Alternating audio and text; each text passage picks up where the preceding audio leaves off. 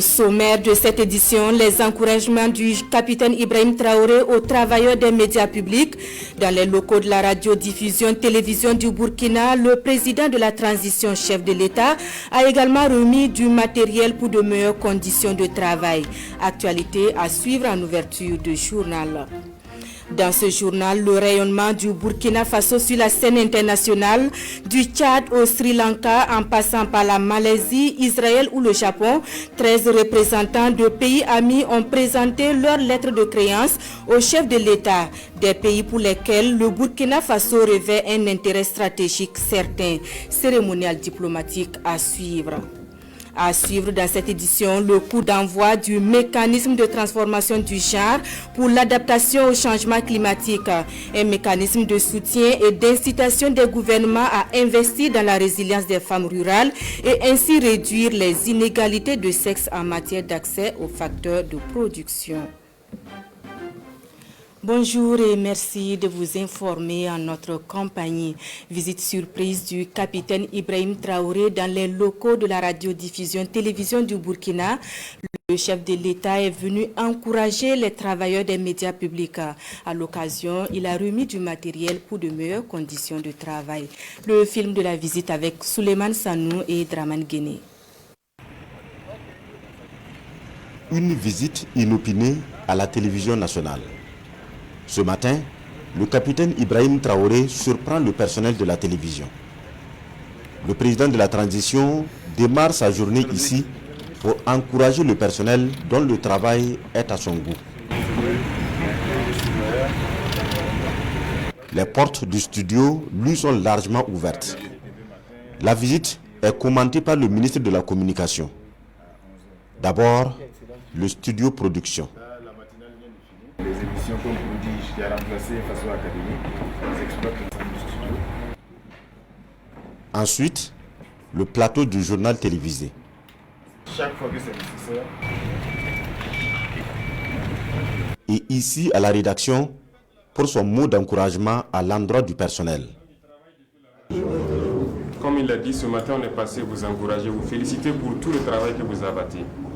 Je pense que depuis cette situation que nous vivons depuis le début de la crise, on a vu la constance au niveau de vos médias, Sidoaya et RTB.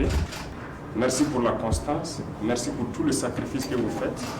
J'ai regardé le tableau tout à l'heure, j'imagine le matin chacun court aller là où il doit aller. Avec le peu de moyens que vous avez, vous faites un travail exceptionnel. Donc c'était le lieu de venir vous encourager, vous féliciter et aussi symboliquement vous remettre quelques équipements techniques, espérant pouvoir agir mieux pour vous, pour que vous puissiez travailler dans des conditions meilleures à l'avenir. En tout cas, félicitations, beaucoup de courage surtout. Ce n'est pas facile, mais sachez qu'on est de cœur avec vous, on suit tout ce que vous faites. Beaucoup de courage surtout, et que Dieu vous accompagne dans vos différentes missions.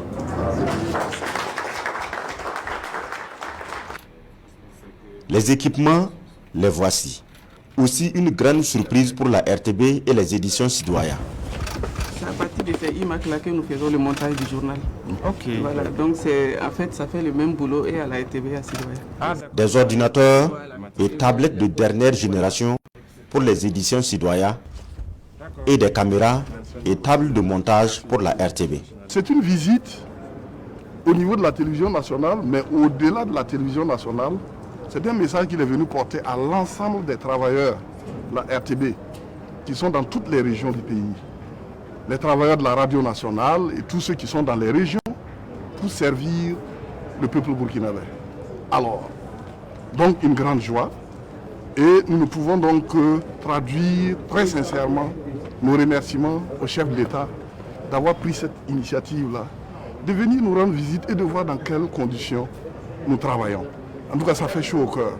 L'autre chose, la série sur le gâteau, c'est naturellement ce beau cadeau également qu'il nous a apporté, un lot de matériel, un important lot de matériel et du matériel essentiel pour la RTB, alors qui va contribuer à renforcer les capacités opérationnelles de nos équipes sur le terrain.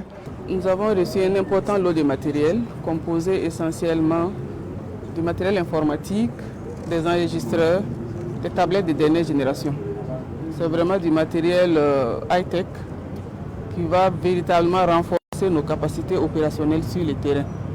Aujourd'hui, avec le maillage du territoire que nous souhaitons entier, nous avons besoin vraiment de renforcer nos équipes en équipement. Et ce matériel est vraiment la bienvenue. Voilà. Je profite d'un grand merci au président de la transition, à notre ministère de tutelle pour l'effort qui a été fait déjà et dire aussi nos engagements à persévérer dans le travail. Avant de prendre congé du personnel, le président de la transition apprécie l'ampleur du travail quotidien résumé sur le tableau de programmation. C'est au pas de course que la surprise prend fin pendant que le grand nombre de travailleurs est encore sur le terrain de collecte des informations. Voilà le capitaine Ibrahim Traoré qui a reçu hier dans la journée les lettres de créance de représentants de pays amis. Ce sont 13 ambassadeurs représentant 13 pays donc pour lesquels le Burkina revêt un intérêt stratégique certain. Le cérémonial diplomatique avec Isia Kanana. Tapis rouge déroulé au palais de Koulouba à 13 nouveaux ambassadeurs accrédités au Burkina Faso. Le premier a foulé le sol burkinabé, Bachkar Bat.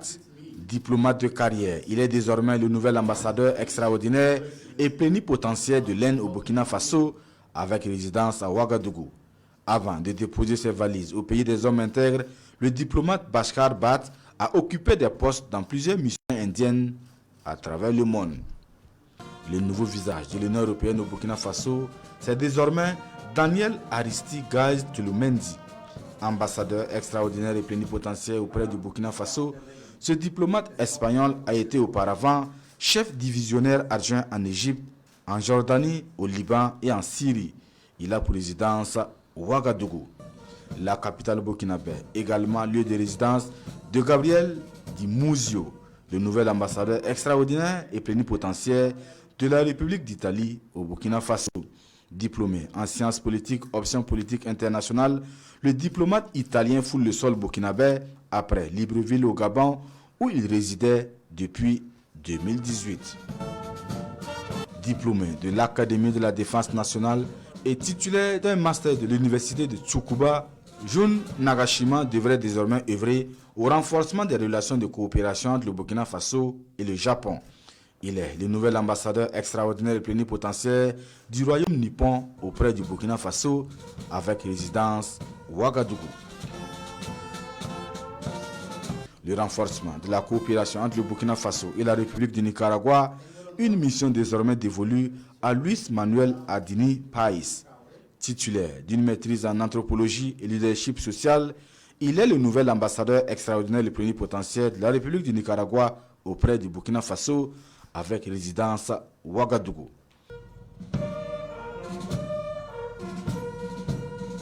Lui également va résider dans la capitale burkinabé.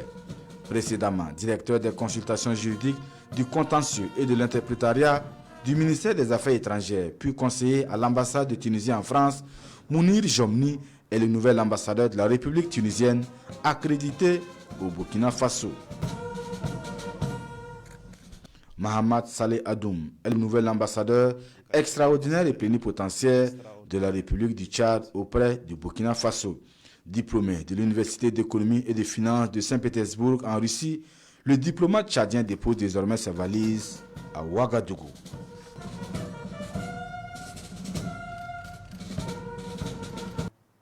Chérif Abdelkader Abdel Latif Nadab est le nouvel ambassadeur extraordinaire et plénipotentiaire de la République arabe d'Égypte auprès du Burkina Faso avec résidence Ouagadougou.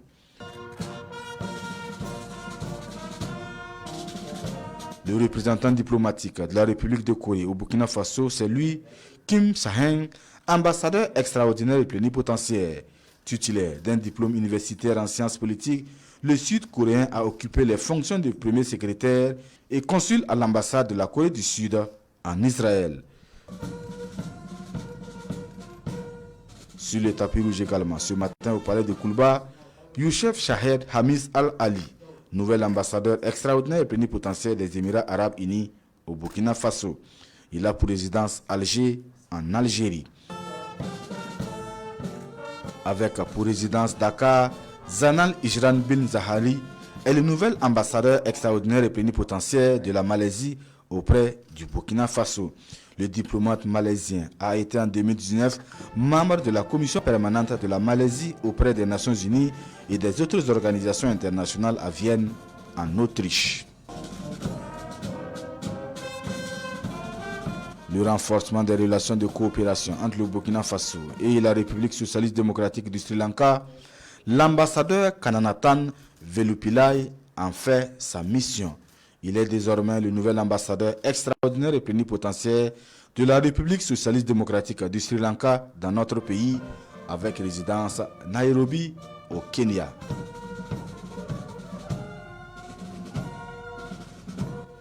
L'État d'Israël marque également sa présence au pays des hommes intègres.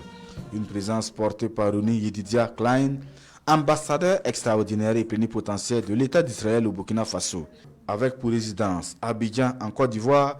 Au chef de l'État, le capitaine Ibrahim Traoré, elle présente ses lettres de créance.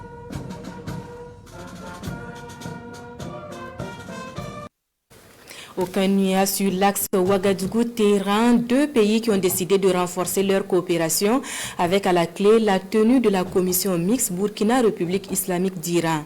Quel bilan de la mise en œuvre des accords signés 3 mois avant? Les ministres en charge des affaires étrangères du Burkina et de l'Iran en parlent à Genève en marge des travaux du Forum mondial sur les réfugiés. Le compte rendu de notre envoyé spécial, Sekou Zongo. Depuis Genève, le chef de la diplomatie burkinabé, Olivier Rayang-Newende Rwamba, et son homologue de la République islamique d'Iran font le point des différents accords conclus entre les deux pays à Ouagadougou en octobre dernier lors de la première commission mixte de coopération. 2 mois après cette rencontre de coopération bilatérale, les lignes ont véritablement bougé pour le bonheur des peuples burkinabés et iraniens.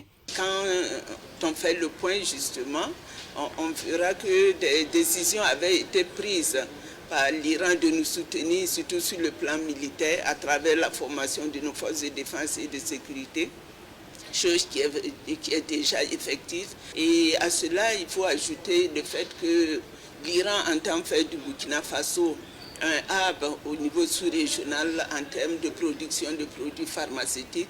Et cela aussi, une équipe iranienne a déjà séjourné au Burkina Faso pour justement mettre en œuvre ce projet qui sera d'envergure et d'importance pour le Burkina Faso. Et en termes de formation, il faut ajouter le fait qu'on a pu avoir des bourses dans différents domaines et aussi que des diplomates aussi, dont le nombre avoisine la vingtaine, séjourneront très prochainement à Téhéran. Et ça a été aussi l'occasion d'interpeller la partie iranienne par rapport justement à la réparation de certains de nos matériels et de pouvoir toucher du doigt certaines questions liées à la sécurité, liées au développement, notamment les secteurs de l'agriculture, de la santé et aussi le domaine technologique qui n'est pas en reste. C'est dire que la coopération entre le Burkina Faso et la République islamique d'Iran est au beau fixe. Mieux, elle est appelée à s'intensifier dans les jours à venir. Cette rencontre entre les diplomates burkinabés et iraniens a été une occasion pour la partie iranienne d'adresser une invitation officielle aux ministres en charge des affaires étrangères des pays membres de l'Alliance des États du Sahel pour un séjour de coopération à Téhéran. Au Burkina Faso, il est question d'examiner les acquis du projet régional Corridor économique Burkina-Niger-Togo, un projet lancé en 2022 avec pour ambition de créer des débouchés économiques sur l'axe Lomé-Ouagadougou-Niamey, mais aussi renforcer les liens entre les 3 pays. L'exécution du projet est discutée entre les ministres en charge des transports des 3 pays, accompagnés d'experts, Amadou Ilboudo et Benewende Frédéric Nikiema. Projet régional de corridor économique Lomé-Ouagadougou-Niamey, les experts des 3 pays du comité de pilotage se réunissent pour la première fois en session ordinaire à Ouagadougou. Une session pour évaluer le projet et s'assurer que les objectifs assignés seront atteints. S'il y a des indicateurs que nous voyons qui ne seront pas atteints, et c'est le moment de les redimensionner et de fixer des nouveaux objectifs et qui vont nous permettre d'atteindre les objectifs d'améliorer la connectivité régionale et les infrastructures socio-économiques pour améliorer la résilience des populations tout au long du corridor. Un corridor routier reliant les 3 pays à travers une traversée de 1242 km. La présente session se tient dans un contexte sécuritaire difficile au Burkina et au Niger, une des situations qui fragilise l'état d'avancement du projet. Les plus hautes autorités de nos 3 pays nous ont instruit, nos ministres sectoriels en charge des transports, de veiller particulièrement à la bonne mise en œuvre de ce projet. Le projet enregistre des taux de décaissement variant entre 5% et presque 15% au niveau de nos États. Cela est très préoccupant au regard de ces taux qui sont très faibles, il faut le dire. C'est en cela que cette instance offre l'occasion d'examiner en profondeur quels sont les points de blocage qu'il faille relever. C'est donc un cadre privilégié d'échange et de partage d'expériences entre experts des 3 pays impliqués dans la mise en œuvre du corridor. Ces 3 États attendent de cette session des solutions et recommandations en vue du développement de l'axe nommé Ouagadougou-Niamey. L'administration douanière est l'un des acteurs principaux de ces projets économiques. Celle du Burkina se digitalise davantage avec le lancement de la e-douane. C'est une plateforme de paiement des droits et taxes à distance qui fait la promesse de la rapidité, de la sécurité et de la performance des transactions. D'un coût d'environ 2,8 milliards, la e-douane est le fruit d'un travail conjoint entre la Direction générale des douanes et des partenaires comme la Banque mondiale. Le clic d'envoi avec Salif Belem et Sébastien Zongo. e-douane est le bébé dont l'administration douanière célèbre la naissance. La plateforme numérique permet aux usagers comme les opérateurs économiques et les déclarants en douane de payer leurs droits et taxes à distance. Aujourd'hui, la procédure, c'est que quelqu'un se lève, il va en banque, il s'aligne, il fait son versement, il obtient ce qu'on appelle un avis de crédit. Il quitte la banque, il traverse la ville d'un bout à l'autre et il se présente à un office des douanes, il refait la ligne, il fait donc le paiement des droits et taxes. Vous imaginez un peu, ça peut vous prendre 72 heures. Donc c'est ce que nous proposons aux usagers de pouvoir faire en un clic. Cette révolution est unique en Afrique de l'Ouest et du Centre selon les acteurs. Elle offre des possibilités de paiement par des moyens modernes tels que les cartes bancaires et les mobile money. Usagers des douanes, e-douane est une belle opportunité qui vous est offerte en termes de facilitation et de simplification, en ce sens qu'elle comporte plusieurs avantages, parmi lesquels je peux citer la sécurité par la transmission directe des données sans risque de perte ou de vol, avec accusé de réception électronique et de réduction de risque d'erreur. Ce soir, ce que nous venons de vivre est une multitude d'actions qui indiquent que le pays est en pleine révolution. Parler de e-bulletin, parler de e-timbre, et aujourd'hui parler de e-douane, ça ne m'est pas étonné d'avoir des biens qui sont des yatsés, parce que quand ils sont devant, tout est roulé très bien. La solution e-douane a coûté environ 2,8 milliards de francs CFA.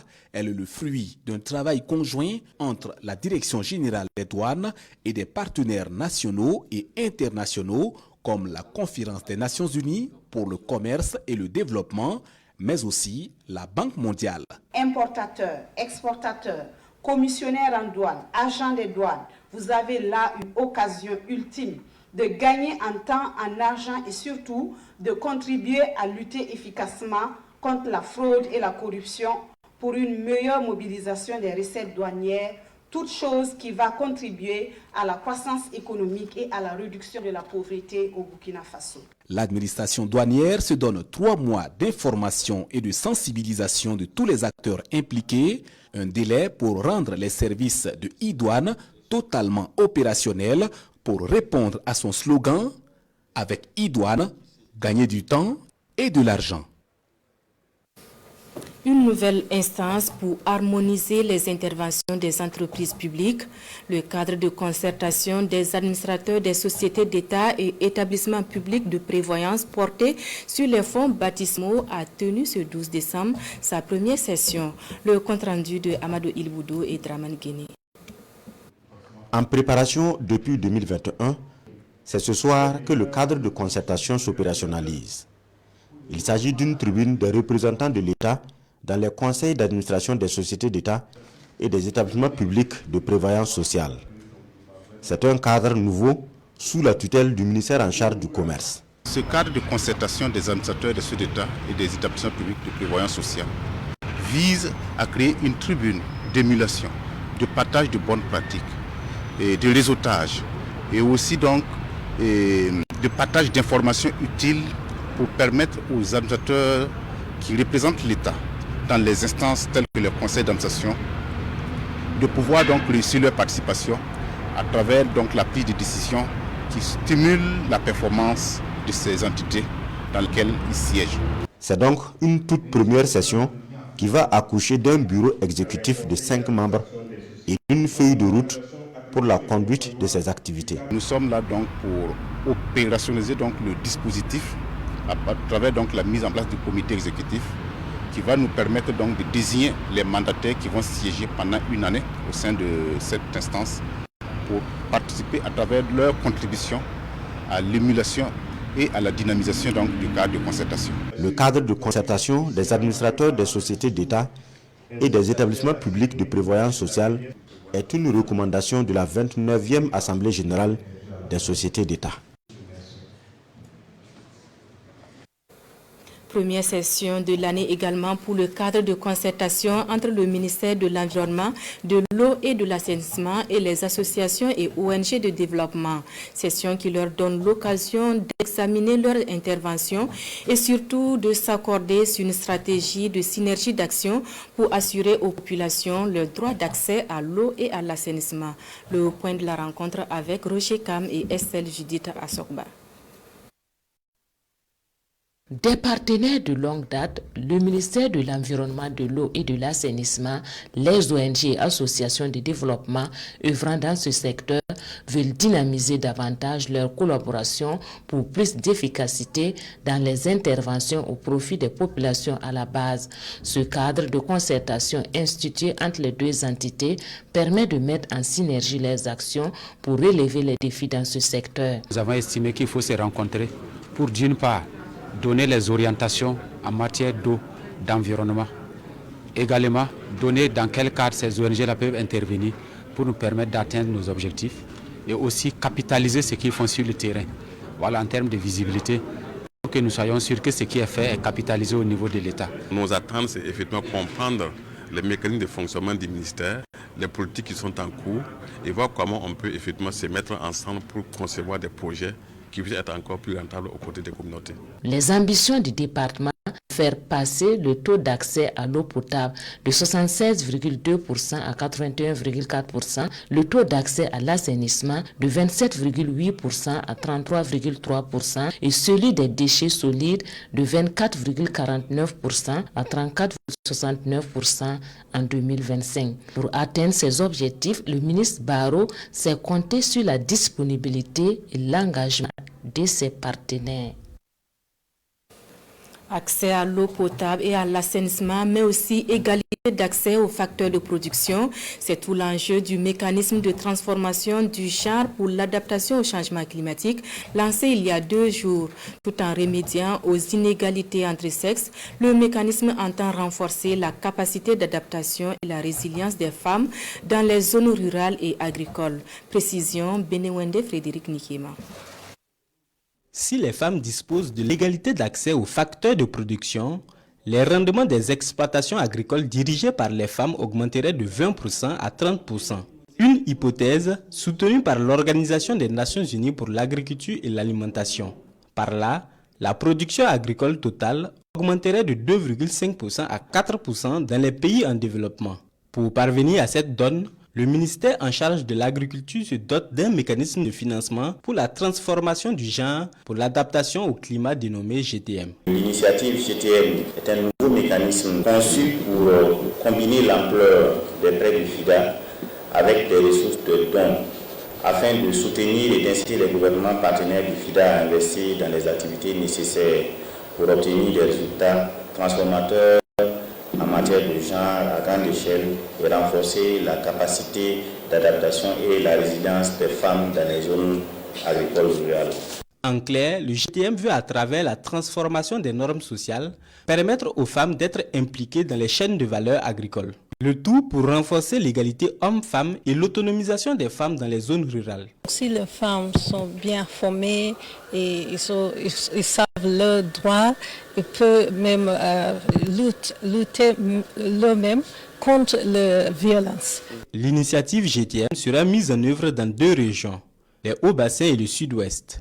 Financé à environ 3 milliards de francs CFA par le Fonds international de développement agricole, le GTM va durer 5 ans, soit 2023 à 2028.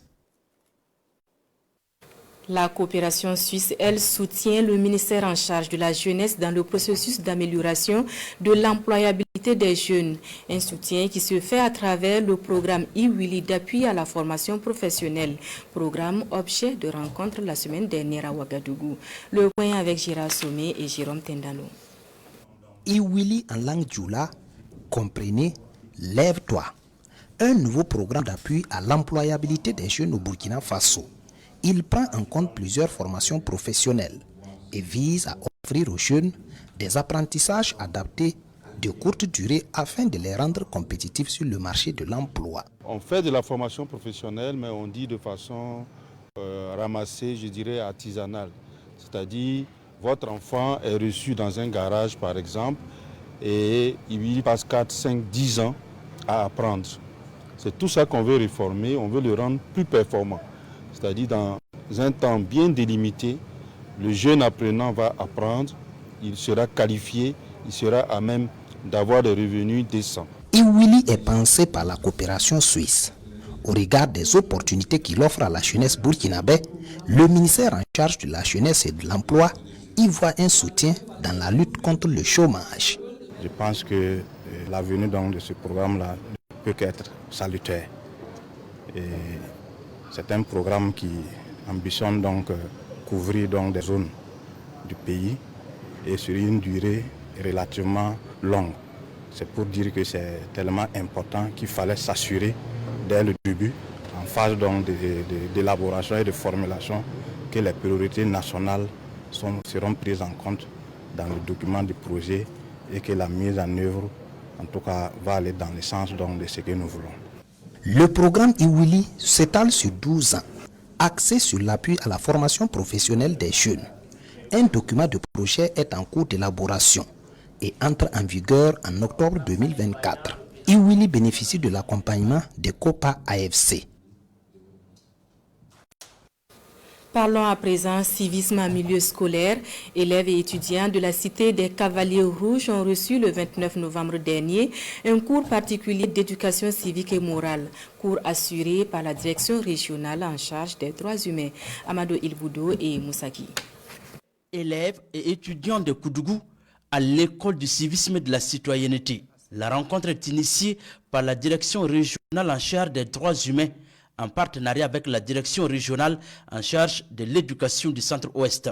Objectif, permettre à ces futurs bâtisseurs du Burkina Faso d'être des modèles en matière de respect des symboles et autres décisions de la nation. Tous les acteurs de l'éducation se doivent de travailler en synergie afin que la jeunesse que nous formons pour la relève de demain puisse être en tout cas le modèle que nous attendons. La sensibilisation sur le civisme et la citoyenneté concerne les élèves, les étudiants, les parents d'élèves, les mères éducatrices et les autorités administratives de la cité des Cavaliers Rouges. La perte de valeurs du civisme, de la citoyenneté, des valeurs de respect de l'aîné, de son prochain, etc., sont en perte de vitesse, notamment dans nos milieux jeunes. Et nous sommes très ravis d'accueillir cet atelier dans notre région qui fait un clin d'œil à nos jeunes citoyens. C'est une bonne initiative parce que je trouve qu'en nous sensibilisant, nous aussi on sait comment se comporter dans la vie, dans la société et à l'école. Après Koudougou, Léo et Réo vont aussi accueillir la même séance de sensibilisation. Nous l'annonçons dans nos éditions du 20h d'hier, le Grand Chœur Polyphonique de Ouagadougou organise ce soir un concert de soutien aux forces combattantes. Pour en parler, je reçois sur ce plateau le capitaine Amadou Ouedraogo. Bonjour. Bonjour Christine. Et bienvenue. Merci.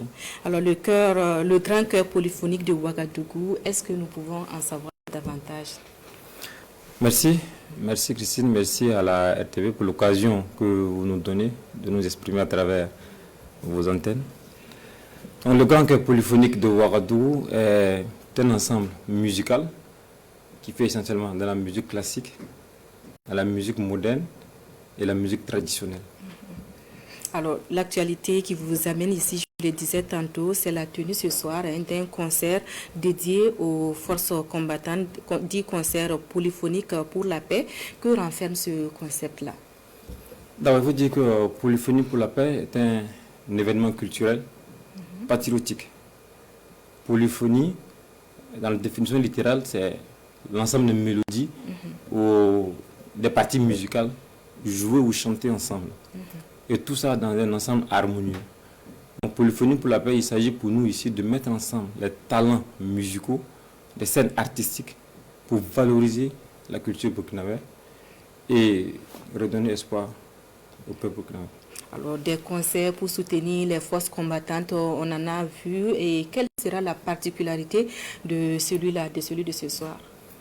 La particularité de l'événement réside même dans son innovation. C'est un événement innovateur. Et le public cible, c'est essentiellement les FDS, le VDP, les personnes, les PDI, ainsi que toutes les familles meurtries par le terrorisme, qui sont à l'honneur aujourd'hui, et le Grand Chœur qui constitue l'acteur principal de cet événement. Okay. Alors, quelle sera la coloration artistique donc, de ce concert-là? Donc, pour ce concert, il est prévu essentiellement de se dérouler en 3 grands tableaux. D'abord, une première partie sera une partie classique pour valoriser la culture savante au Burkina Faso. Et cette partie sera assurée par le Grand Chœur Polyphonique, comme je l'ai dit en introduction. Ils font dans le classique, dans le moderne et dans le traditionnel. Ensuite, dans le second tableau, il y aura une comédie musicale. C'est la partie la plus importante. Et l'innovation aussi réside au niveau de ce tableau. À ce niveau-là, oui. Oui, c'est une comédie musicale qui ressemble un peu à l'opéra. Donc, il y aura une comédie musicale. Et ensuite, il y a beaucoup d'intrigues et des artistes de renom vont intervenir pendant ce deuxième tableau, dont Alif Navas, Marty, Don Sharp, Fleur et de Botoro. Alors, est-ce que vous avez, ou bien vous avez quelque chose à ajouter? Il y a le troisième tableau. Voilà. Ce troisième tableau sera de la musique populaire et fusion. Voilà. Et ça sera l'occasion de rendre un vivant hommage aux baobabs de la musique comme Georges Ouedraogo, Victor Démé et Tal Moutaga. Un message à l'endroit de la population, s'il y en a. Un message à l'endroit de la population. Au nom de tout le comité de l'organisation, nous tenons à dire merci pour tout le soutien et nous invitons tout le monde à prendre part à cet événement. Il est ouvert, il est gratuit, il est ouvert au public. Le lieu c'est à la place des Martyrs. Ok. Merci pour toutes ces informations. Merci bien, Christine. Vous restez avec nous pour découvrir ou redécouvrir la nouvelle série de téléphones Infinix Oct 40. La dernière série de la marque est principalement dédiée aux jeunes de 18 à 35 ans, annonce la maison. Le téléphone a été présenté aux hommes de médias en fin de semaine dernière. Jean-Eudes Bayala et Karim Dikenga. La maison Infinix met désormais à la disposition de ses usagers sa toute dernière série de téléphones Android, Infinix Hot 40. Cette nouvelle série est officiellement lancée à cette occasion par l'entreprise. La série comprend 3 modèles, Hot 40 Pro, Hot 40i et Hot 40 Simple. Cette nouvelle série connaît une amélioration par rapport aux séries précédentes. Le premier point, c'est la batterie. La batterie fait 5000 mAh. Pour une utilisation autonome, nous pouvons aller jusqu'à 24 heures, une journée complète. Deuxième point, nous avons les caméras. Nous savons que la plupart des gens achètent les téléphones pour faire de belles photos. La caméra arrière est de 108 mégapixels. Troisième point, c'est le processeur dont je vous ai parlé. La connexion ne bug pas. Quand vous faites des recherches sur Google, tout est fluide. Le quatrième point, nous revenons au niveau des prix.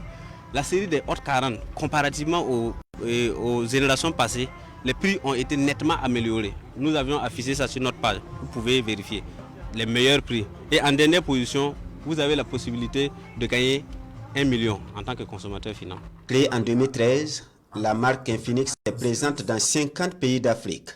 Elle est au Burkina Faso depuis 2017. Pour booster la visibilité de cette nouvelle série, des activités de promotion sont en cours de réalisation, selon les responsables. Dernière parution des quotidiens de la semaine, dernière revue de presse. Dans les journaux de ce vendredi, les commentaires et analyses sur la réinscription de Ousmane Sonko sur les listes électorales au Sénégal. Autre actualité à lire, le lancement de la plateforme e-douane et le déploiement du SIGMAT. La lecture croisée de Mariama Tamboura. Digitalisation de l'administration publique, la plateforme e-douane lancée titre la cohésion. Le journal explique que la plateforme e-douane a pour finalité de contribuer à l'inclusion financière des usagers de l'administration douanière. Sidoya, le journal de tous les Burkinabés, nous informe pour sa part que la plateforme comporte 3 espaces, l'espace Gabelou, l'espace CDA en douane et l'espace Banca. Sur cette même question de douane, nous parlons de la mise en œuvre du chronogramme de déploiement du SIGMAT. Aujourd'hui, au Faso affiche à sa une photo de famille de la rencontre du comité de pilotage des douanes du Burkina, du Mali et du Niger. Cette rencontre, qui fait suite à celle tenue le 24 mai dernier à Bamako, vise, selon le directeur général des douanes du Burkina, à évaluer l'état de la mise en œuvre du chronogramme de déploiement du système intégré de gestion des marchandises en transit SIGMAT dans les 3 pays. Quelque part, c'est un renforcement de l'AES, a dit en substance le représentant du ministre des Finances, patron de la cérémonie, cité par le journal Aujourd'hui au Faso. À l'international, Ousmane Sonko réinscrit sur les listes électorales par la justice au Sénégal. Et le PASTEF se remet à rêver d'un hypothétique grand soir en février, titre Aujourd'hui au Faso. En effet, poursuit le journal, le juge a cassé la décision de la Cour suprême prise en mi-novembre, biffant Sonko de l'électorat. Revoilà donc Ousmane Sonko, le messie du PASTEF, de nouveau sur selle pour la conquête du pouvoir. Et même si l'État veut encore se pourvoir, l'un des conseils de Sonko invoque le code électoral qui est limpide. Lorsque le juge rend sa décision, celle-ci doit être immédiatement exécutée, conclut Aujourd'hui au Faso. Fin de cette édition. Merci de votre attention. Les prochains rendez-vous de l'actualité sur la RTV, c'est 19h, 20h et 23h. Merci de votre fidélité au programme de la télévision du Burkina.